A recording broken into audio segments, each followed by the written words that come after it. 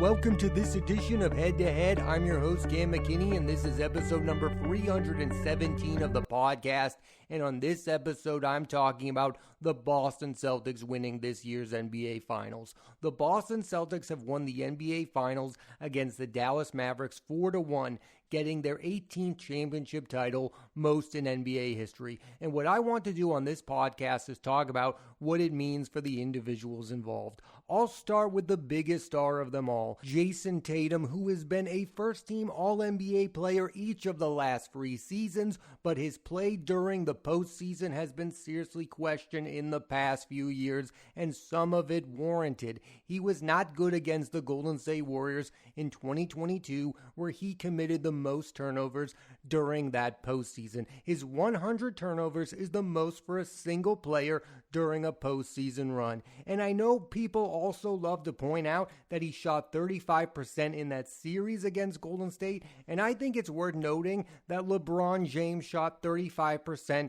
when he was swept in the NBA Finals by the San Antonio Spurs in 2007. And I'll be the first to admit his start to this year's NBA Finals versus the Dallas Mavericks was a bit shaky, but this win at age 26 proves that Jason Tatum is a top 5 NBA player right now, and he won a championship younger than it took Michael Jordan and LeBron James. Tatum is not there yet, but he is on pace to be an all-time great NBA player, and it's very likely in the next few days he's going to sign a super max contract extension with a team that's going to be well-deserved. Then you have his running mate, Jaylen Brown, and man, what a difference a year makes. Last year, he was being criticized for his play against the Miami Heat, and then he became the highest paid player in the league, and that started a lot of conversations around him, and he's really proven to be one of the best two-way players in the NBA, up there with the likes of Kawhi Leonard, Paul George. Brown won both the Eastern Conference Finals MVP and NBA Finals MVP. The two others who have done that are Nikola Jokic and Steph Curry. Not bad company. With these two, Tatum and Brown, we can finally lay to rest the talk that they can't win an NBA Finals together. They're better than Paul Pierce and Antoine Walker. They are an elite level NBA duo, and they are going to remain that for years to come. One of the biggest critiques of them as a duo is that they do the same things, and I think this playoff run proved that they do very different skills. Jason Tatum is a far better passer than Jaylen Brown. He can handle the ball without committing as many turnovers as Brown, and then with Jaylen Brown, you have the closer, the guy who steps it up in crunch time. I think together they offset each other's weaknesses. Let's talk about the big man, Kristaps Porzingis. He was the most interesting figure on the Celtics this year because he was way better a fit than most people thought he was going to be, and then at the same time, everyone was talking about he was going to miss time due to injury, and that is what ended up happening, but still, he brought an amazing amount of energy to this year's NBA Finals. He was really good when he was healthy against his former team, the Dallas Mavericks. Particularly in Game 1 of the NBA Finals, I thought he played some of the best basketball of his career. Nobody knew what he was going to be coming off of injury, but he was Kristaps Porzingis and then some. I have absolutely no idea what the rest of his Boston Celtics career is going to look like. Now he's going to have surgery. Maybe he's going to deal with injuries his entire tenure here, but this trade worked out in the best way possible. They made this trade to win, and that's exactly what they did, and Kristaps Porzingis was a huge part of it. He's the perfect third star for Jason Tatum and Jaylen Brown. Some might take this as hyperbole, but it's almost like what the Miami Heat had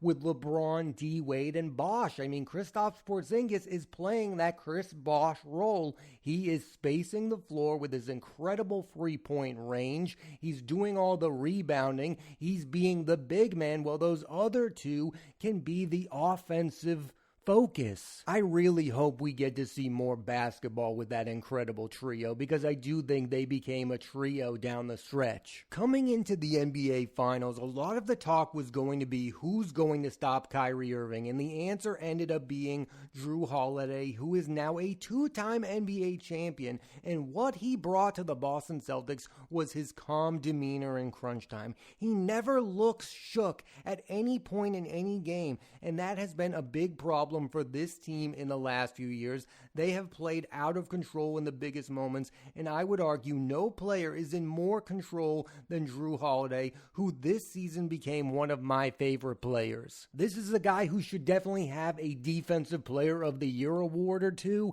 He is an elite level NBA defensive player. And I know Boston Celtics fans like to say that he was a huge upgrade over Marcus Smart. I am a Marcus Smart defender. I loved watching Marcus Smart play basketball. He won Defensive Player of the Year. He was an elite defensive player. Jrue Holiday was a massive upgrade on the offensive side of the ball because his decision making was key and it was calculated. He knew what he was going to do. Again, it didn't seem like it was out of control. Watching Marcus Smart play in crunch time was stressful at times, and that was never the case with Jrue Holiday. You knew he was going to make the right decision. Al Horford for a long time has been viewed as one of the best players in the NBA to never win a ring, and that has changed due to the fact that the Boston Celtics just won a ring. I mean, he came into the NBA winning back-to-back March Madnesses with Florida, and this feels like a real redemption arc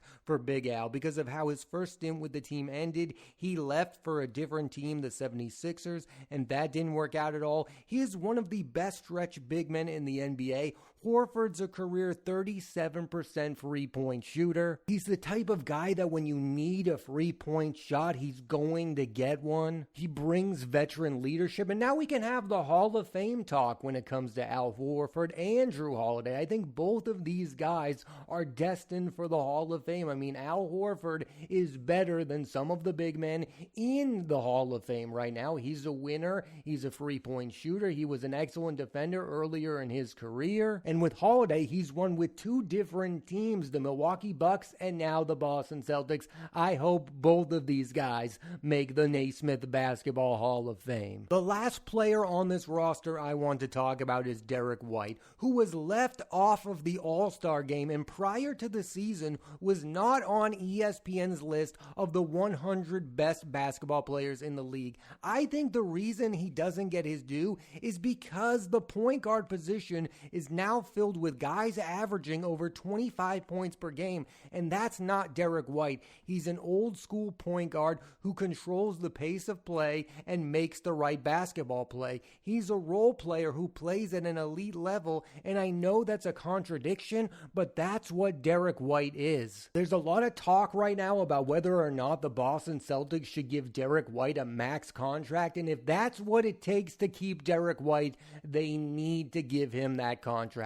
Because again, like Jrue Holiday, he just plays super well in those crunch time fourth quarters. There's a real calmness to his game. You have faith that he's going to make the big shot, or he's going to get the offensive rebound, or he's going to make the game-winning pass. Now let's talk about the non-players, starting with Brad Stevens, president of basketball ops for the Celtics. And for as good as he was as an NBA head coach, I would argue he's even better as an executive. In the past, Danny Ainge attempted to pair Tatum and Brown with other star players, Kyrie Irving, Kemba Walker, and Gordon Hayward. What Brad did was pair them with role players who were undervalued, players like Derek White and Porzingis, who was once thought of as a phenom, but was kind of a forgotten figure in the NBA. He brought in players who were willing to play roles and not be the best player on the team. I know many give Ainge a ton of credit for drafting Tatum and Brown, and I do too, but they wouldn't have won without the trades made by Brad Stevens. Stevens. Think about this fact. There would have been many NBA executives who would be happy to make the conference finals year in and year out. I mean, the Celtics just made the conference finals last year. What did Brad Stevens do after losing to the Miami Heat? He traded away Marcus Smart. He traded away Malcolm Brogdon, the sixth man of the year, and he brought in Kristaps Porzingis and Drew Holiday, two missing pieces to a title run. The man wasn't content. He was willing to do anything to get this team over the hump. And I know people are going to eye roll over this comparison, but is it possible that Brad Stevens is this era's Red Auerbach, a great head coach who went on to become a great executive as well? Now, Brad Stevens didn't win as a coach, but now he's won as president of basketball operations. And as long as he's making the moves, I'm going to feel good about the current state of the roster for the Boston Celtics. Now, if he really does want to be viewed as a better executive than Danny Ainge, then he has to repeat, because Danny Ainge was very good, but he only won that one title in 2008, and that was a team that many think should have won more. They had Paul Pierce, they had Kevin Garnett, they had Ray Allen, and now people are saying the exact same thing about this Boston Celtics unit, and it's up to Brad Stevens to get them another title, and I have complete faith that he's going to do so. That gets us to the man who's getting the least amount of credit, Boston Celtics head coach Joe Mazzulla, who was an unknown assistant who became the head coach under difficult circumstances. And my take on Joe Mazzulla is this: I think in a few years he will be viewed differently. The same thing was happening with Eric Spoelstra. In the beginning of his coaching career with Miami, he won titles with LeBron, D-Wade, and Bosh, and didn't get credit because the team was super stacked. Now he's viewed as the best head coach in basketball. I don't know if that will be the case with Mazzulla, but time and more success will change people's opinions. I personally don't know if I'll ever view Joe Mazzulla as a better head coach than Brad Stevens, but if he wins 3 more titles,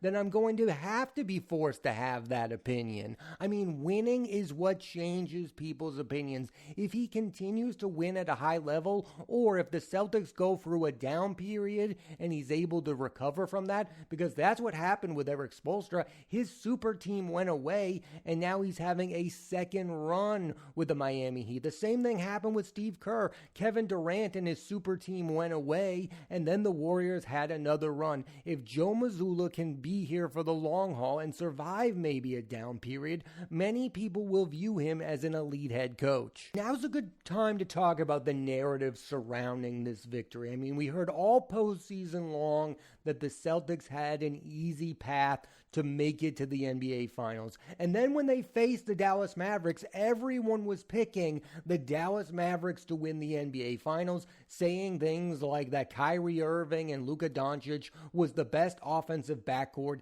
in NBA history, which is ridiculous in and of itself, but that was what was being said, that the Dallas Mavericks were going to prove that the Boston Celtics were frauds. That's not what happened. The Celtics won in 5 games and should have won in 4 games. This was a gentleman's sweep. The Boston Celtics proved they were the best team in basketball all year long. What stands out to me when it comes to the Boston Celtics, and I watch nearly all of their games, I am a fan of the Boston Celtics, I will admit that. Yes, Jason Tatum and Jaylen Brown are brilliant superstars, but what stands out is how they're able to guard elite guards, because they have Derek White and Drew Holiday, and then you can add Brown and Tatum to that. How they can guard the perimeter. Look at today's NBA with the Steph Currys of the world, the Dame Lillards of the world, the Jalen Brunsons, the Tyrese Halliburtons, the Luka Doncic's. Those are the guys you have to stop in today's NBA.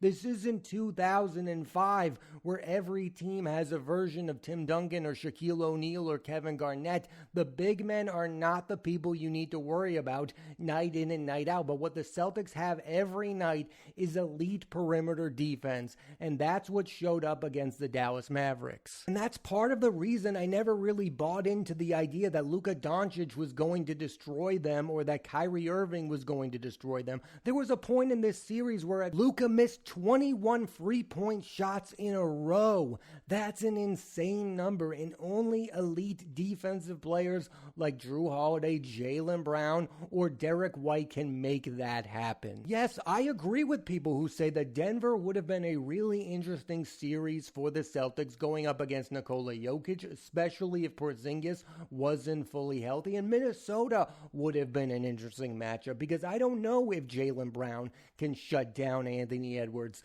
the same way he was doing with Luka Doncic. I don't know the answer to that question. What I do know is the Boston Celtics easily beat every opponent they faced during the postseason, and when that happens, I anoint them as the best team in basketball, and you should too. That is how this works. It's not an opinion who won the NBA Finals, it's a fact, and the fact is the Boston Celtics won the NBA Finals. And I think they would have if Jimmy Butler were healthy, if Tyrese Halliburton didn't get hurt, Donovan Mitchell, you name it, this Celtics team was going to win this year's NBA Finals. And I really don't want to be that fan of the Celtics who says that the national media does not like our basketball team. I think that's a ridiculous thing to say. I will say, however, it does feel like more people of the media like the LA Lakers, and I get it. They are a flashier franchise. They've had Magic Johnson. They've had Kobe Bryant, and people are talking about things.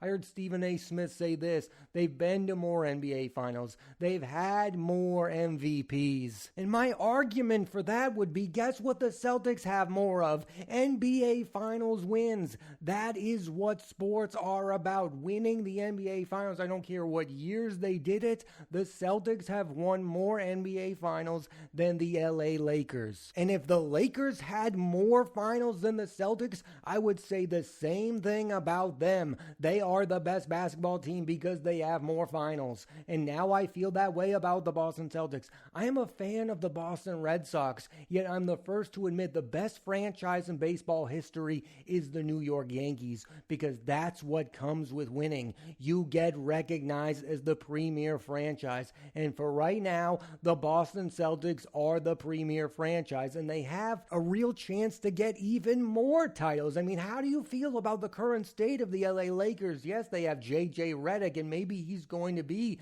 the next Pat Riley who comes out of nowhere and is a great NBA coach. But I don't know how likely that is, and I like JJ Redick. The Celtics are in a better position to get even more titles than the Lakers. Whoever has the more titles is the premier franchise in the sport. These things are not opinions. They are facts. Let's end the podcast with repeat talk. Yes, the Celtics should be heavy favorites to be the first repeat champs since the Kevin Durant Warriors. And here's my take. If you want to repeat in sports, you have to improve the roster. And I think the way the Celtics can improve is to bring in one more big man off the bench to go with Porzingis and Horford. And the name that intrigues me the most on the free agent market is big man Andre Drummond. He is one of the best rebounders in NBA history. And during their Game 4 loss against the Dallas Mavericks, the Celtics could not rebound. They are not a great rebounding team.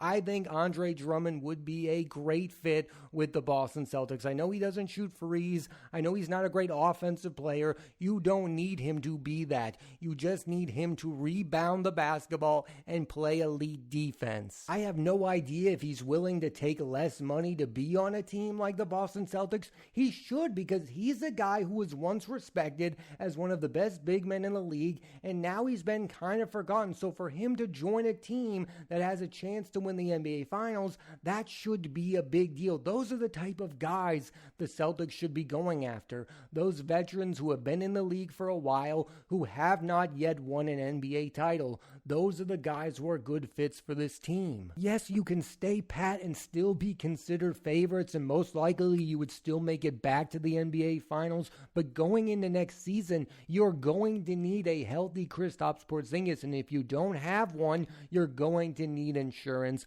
Andre Drummond would be the best case case scenario for insurance. I mean, he's one of the best rebounders in the NBA. Get him on the Boston Celtics. Why wouldn't he want to come at this point? He's been on the Chicago Bulls, a team that nobody's been talking about. This is what happens when you become a winning team. You can get players, really good ones, to take less money and become a part of it. Yes, the Boston Celtics were the best team this year. Yes, they look great. They're going to be great next season, but hold off on the dynasty talk until it happens. A dynasty is when a team wins 3 titles, and the Celtics have not done that yet. The Golden State Warriors were a dynasty. That's a dynasty. That is not what the Boston Celtics are yet. Yes, it's possible they're going to be that, and I understand looking at them and saying that because Tatum is going to enter his prime.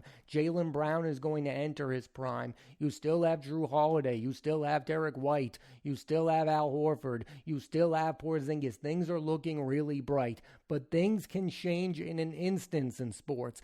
Teams can emerge. Maybe the Philadelphia 76ers are going to get Paul George and he's the missing piece. I don't know how the NBA is going to look next season. What I do know is right now the Boston Celtics are on top. And if you're a fan of the team like me, you should enjoy it. Thanks for listening to this edition of Head to Head. I'm Cam McKinney, and there'll be a new episode of the podcast every Monday on Apple Podcasts and Spotify, so please rate, review, and subscribe.